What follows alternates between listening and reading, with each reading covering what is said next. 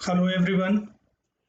फिर से हम लोग एक क्वेश्चन डिस्कस करने वाले हैं अभी, जो कि एडवांस 2020 आईआईटी जेई में आ रखा है। पेपर वन का ये क्वेश्चन है और ये बढ़िया क्वेश्चन मैं बोलूँगा इसको। इस वाले क्वेश्चन में है क्या कि first let us have a look on the question, analyse it and then solve it.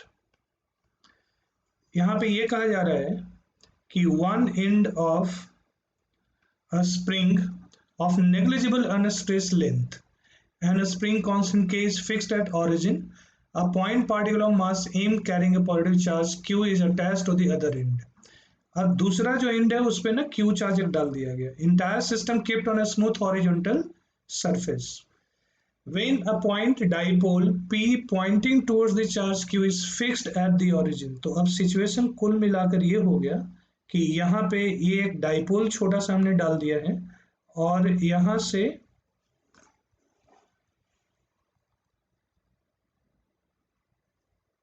ये है डाइपोल, इसका डाइपोल मोमेंट p दे रखा है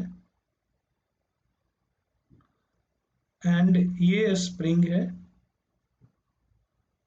उससे अटैच्ड ये मास m q चार्ज।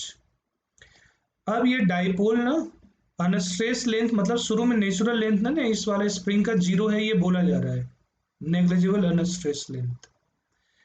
अब यहाँ पे इस डाइपोल के इलेक्ट्रिक फील्ड के कारण इस पे जो फोर्स लग रहा होगा that would be equal to Q into E. अब उस वाले फोर्स को बैलेंस करने के लिए यहाँ पे यह स्प्रिंग स्ट्रेच हो चुका है और ये फोर्स के इंटू एल के इक्वल लग रहा है। अब यहाँ पे सबसे पहले हम लोग ये लिखेंगे कि for equilibrium position Q into E must be equal to K into L. अब यहाँ पे Q इलेक्ट्रिक फील्ड जो होता है वो डाइपोल के कारण वो P divided by 2 pi epsilon not axis के पॉइंट पे ये एल क्यूब के इक्वल होगा। तो सबसे पहले तो ये यहाँ पे एक एक्सप्रेशन बन गया और इसको हम लोग सॉल्व करके अगर चाहें तो ऐसे भी लिख सकते हैं K का value is Q P divided by 2 pi epsilon naught into L का power 4। So this is the value of spring constant in terms of Q, P and L. ये डेटा अभी हम लोग अपने पास रख लेते हैं क्योंकि इसका जरूरत पड़ेगा आगे। अब उसके बाद बहुत ही छोटा डिस्प्लेसमेंट x दे देते हैं इसको, तो मान लेते हैं इस वाले स्प्रिंग को थोड़ा और स्ट्रेच करके यहाँ पर ले आए, तो अब नया जो फोर्स लगेगा उसमें ये वाला फोर्स तो k into L plus x लगेगा और इधर की ओर q इंटू नया इलेक्ट्रिक फील्ड E1 लगेगा।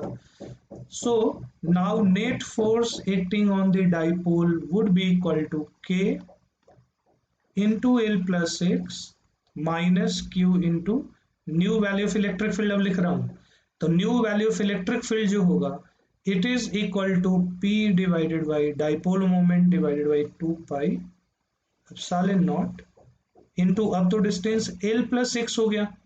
अगर ये x डिस्टेंस से हमने इसको डिस्टर्ब कर दिया है इसके इक्विलिब्रियम पोजीशन से, तो initial distance this was L plus x, तो L प्लस एक्स होगा, उसका पावर 3 हम लोग कर देंगे यहाँ पे। Now this can be further written as K into L plus X minus Q P को ऊपर एज इट इज रहने देते हैं, नीचे में L का पावर 3 हम लोग अगर कॉमन कर ले तो this would become 2 pi epsilon not into L divided by L is 1 plus x divided by L would become power 3.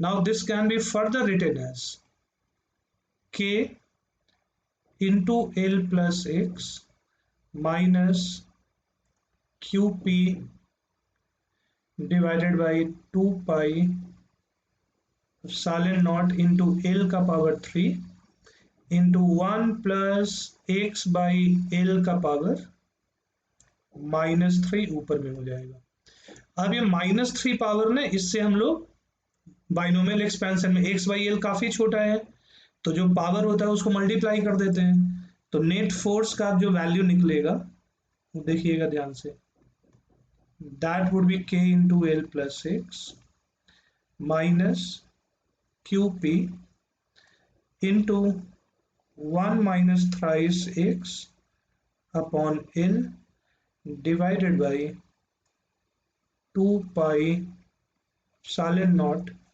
Into L का पावर 3।